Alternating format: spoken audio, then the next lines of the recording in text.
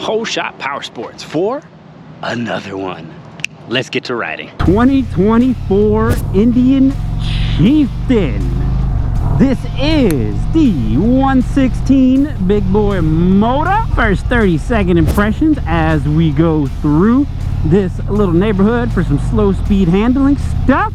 Yeah, that's more like it, man. So I just did the review on the Sport Chief, and this motor feels a lot more twitchy on that bike than it does on this bike. This bike having a little bit more weight makes that initial like twitch that you feel on the Chief, it smooths it out a little bit just because of the weight.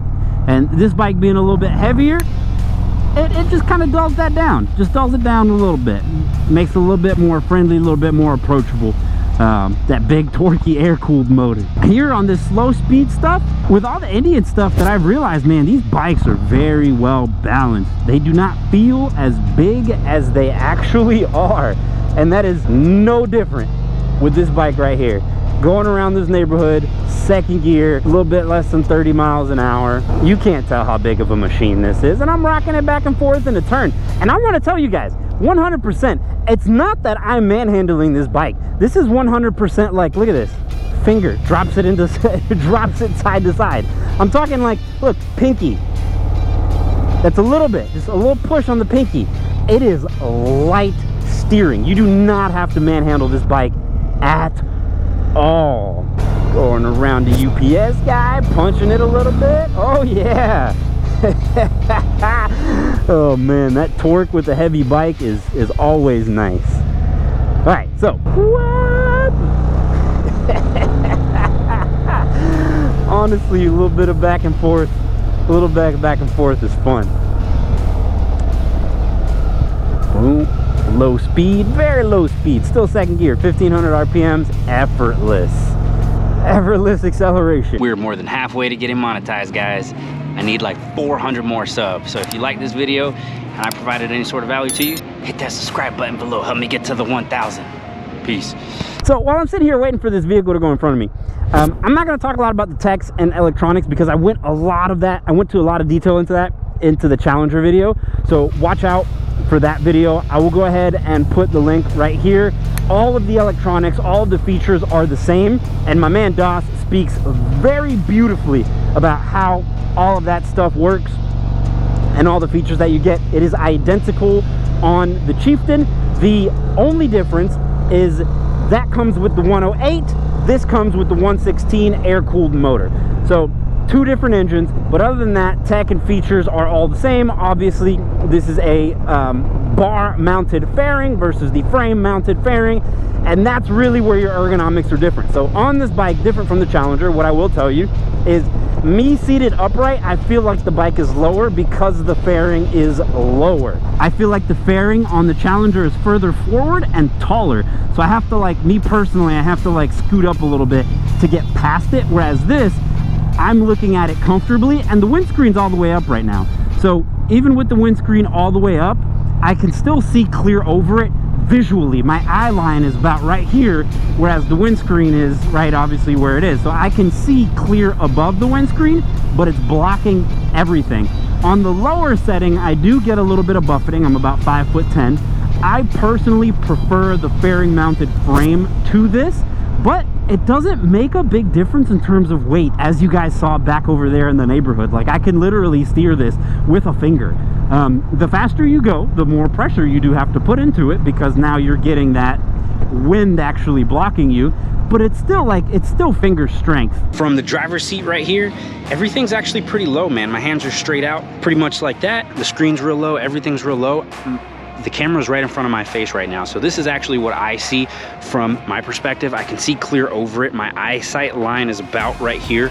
That'd probably be better. So about right here, everything's kind of looking down, so I can actually look clear of it, and I don't have to pay attention to any of this, and I can see the road in front of me fairly closely. Versus on the Challenger is a little bit more vertical here. It's a little bit wider. Like this area right here is kind of covered by fairing.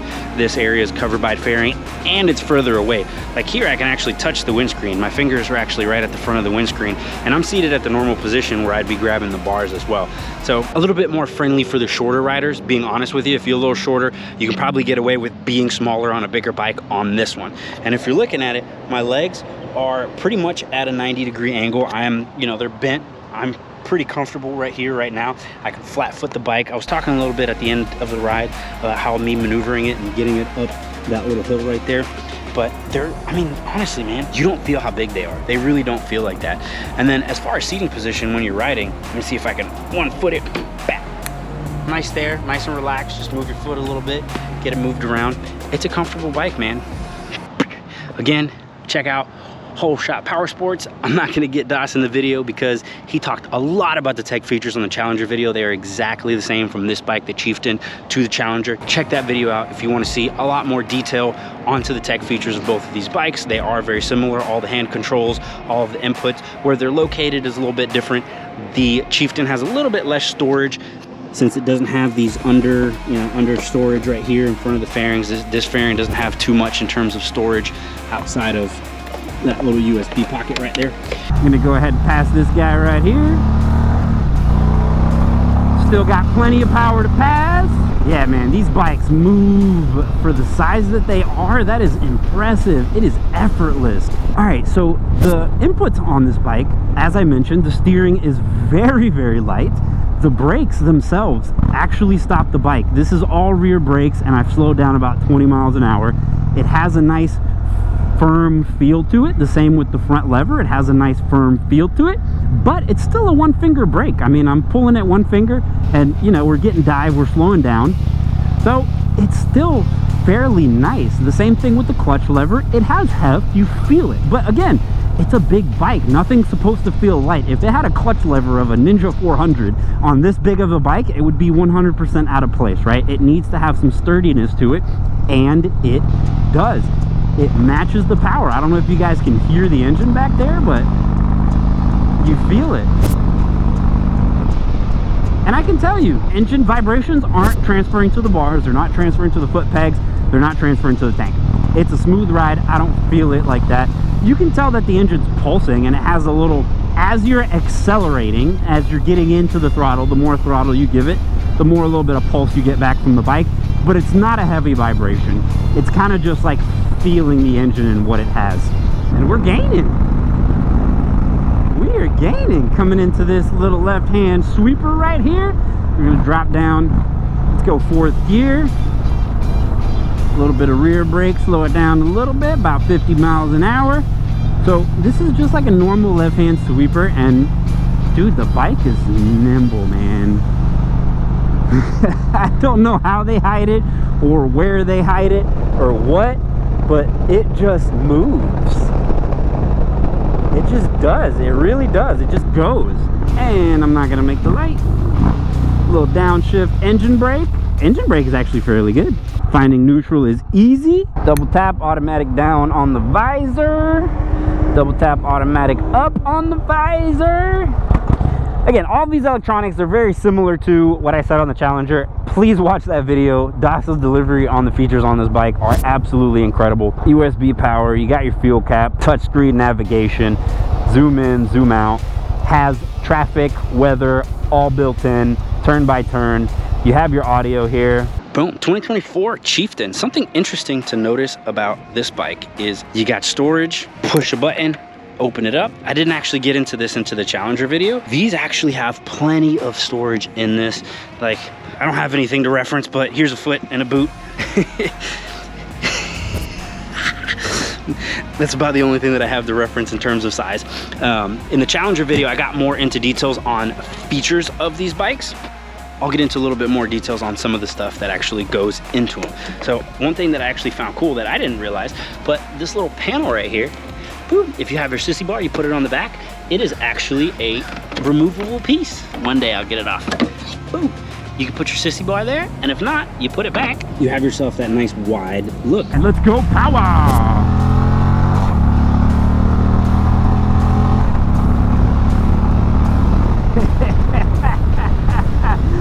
Oh man, she moves for a big bike, I'll tell you that, man. The Challenger does deliver more power. It does, it really does. but this bike has a little bit more torque. So the feel of the hand and the throttle input feels a little bit more aggressive on this bike than on the Challenger, but overall speed, the Challenger, that 108 motor, does deliver more power, and you can see that in the power numbers, of course. But sitting here, what, 55 miles an hour, 6th gear, bro, this bike is smooth, man. I don't feel anything here on the chest area. I don't feel like the wind is hitting the top of my helmet, the very, very top of my helmet, above the visor. When you flick it like this from side to side, you can tell that there's a lot of weight coming into your leg that wants to keep moving, and you can feel the mass, but it doesn't feel heavy. And honestly, like 1 foot here, and like it's not a lot of weight on your leg, but you can feel the mass when you do the flick to flick, when you go back to back. This is what I'm talking about right here, man. Look at this. I'm just moving this bike around like it's nothing. Yes, my arms are reaching because the bars are fairly big. The bike is long, but I don't feel like I'm moving around as big of a bike. To be very honest with you, man, sport bikes are more uncomfortable to move around than this because of how tall you are, and you can't reach the floor very easily. So this bike gives you actually fairly good stability, even in moving it around like I am right here. The only thing that I would say makes it a little bit uncomfortable is like the width of the bars. When you go full lock, your arm's at a very big reach, versus smaller bikes like sport bikes, you're very close. But those bikes, since you're elevated off the ground, you don't have good foot placement, so you can't like maneuver the bike. But this bike, actually, like moving it forward, backwards, not a big deal at all. Here, and I'll even go a step further. See that little slope right there on the curb? It goes all the way to over here. I'm gonna back this bike up a little hill. Boom. Get away from the Scout. Badoosh. I literally just backed this bike up a little small hill, no problem. Nice and slow, taking off from this red light. When you're taking it easy like this, very small throttle, normal traffic, you don't feel it. You can tell that the bike's on, but you can tell that any bike is on. I gotta say, man, Indian makes a good bike. I don't know if this is the factory exhaust on this bike, but you can hear it. It sounds a little bit louder than the other bikes did. The seat is nice and cushy. There's actually, I don't know if you can tell that on video, but there's a lot of foam on this one, man. So this seat sits very, very nicely. Definitely a nice, comfortable place to be for an extended period of time. Has a nice little cup to it to where I'm not moving around in the seat. I have floorboards so I can move my feet around. I feel very comfortable, 90 at the hips, a little bit slightly forward on the floorboards. But man, you can put some miles on this thing, man. This is a nice cruiser. You take a highway ride, traffic ride like this, where you're long straights, this bike will eat up miles. Seated in the bike, it's a nice place to be. The seat is soft and cushy. I don't know if you can see that, but there's a lot of cushion to it. Seat has a nice curvature to it, man. That backrest, you're not moving. I don't know if this is a factory exhaust. That's the biggest thing that I notice on this thing. Sounds good. One thing that I will notice, and this is actually the first Indian that I feel it on, is a little bit of heat on this side where the exhaust is. And I'm talking a tiny bit. It's not burning me, but this is the first time I've noticed that there's any level of heat on any of the Indians that I've ridden. But as soon as you start moving, it's not like I don't feel it when I'm moving. I just feel it just sitting there. All right, we're cruising almost 70 miles an hour. Let's see what the radio does. Ew, commercials. Oh my gosh. All right, so visor open, music, I can hear it loud. I can't hear the exhaust so much right now. When I close the visor, I can't hear as much music. I can hear a lot more exhaust. So good, that's a decent volume, man. From factory speakers, they sound crisp and clear, and it's radio. Radio always sounds worse than USB when you connect it together directly. So you're always gonna get better quality on a USB connected audio source than you will radio. So that's not bad at all. Turning here on this big thing's not a problem. Second gear, 40 miles an hour, and